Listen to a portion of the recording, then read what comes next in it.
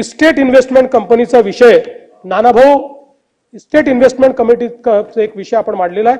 या संदर्भात एक कमिटी आपण तयार केली होती। त्या कमिटीने 2024 साली आपल्याला ऑलरेडी एक अहवाल दिलेला आहे। त्या अहवालाच्या अनुषंगाने इनिशियली आता आपण असा निर्णय घेतलेला आहे की आतापर्यंत असं होतं की इस्टेट इन्व्हेस्टमेंटची एनओसी मिळाल्याशिवाय आपण पुढचं काही करत नव्हतो।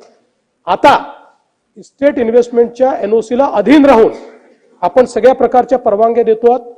इस्टेट इन्व्हेस्टमेंटची एनओसी याकरता घ्यावी लागते की त्या संदर्भात कोर्टात केस चाललेली आहे, कोर्टाने एक निकाल दिलेला आहे।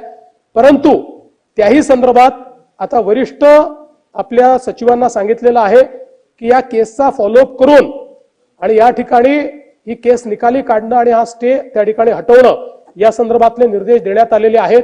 त्यामुळे निश्चितपणे हा जो काही विशेषतः मीरा भाईंदरच्या लोकांना इस्टेट इन्व्हेस्टमेंट कंपनीचा जो जाच आहे त्यातनं आमचे नरेंद्र मेहता देखील सातत्याने मागणी करत असतात, त्यातनं सोडवण्याकरता आपण निश्चितपणे प्रयत्न करू।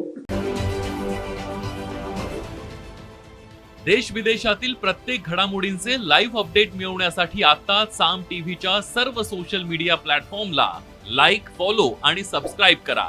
तसंच सर्व नोटिफिकेशनसाठी बेल आयकॉन प्रेस करायला विसरू नका।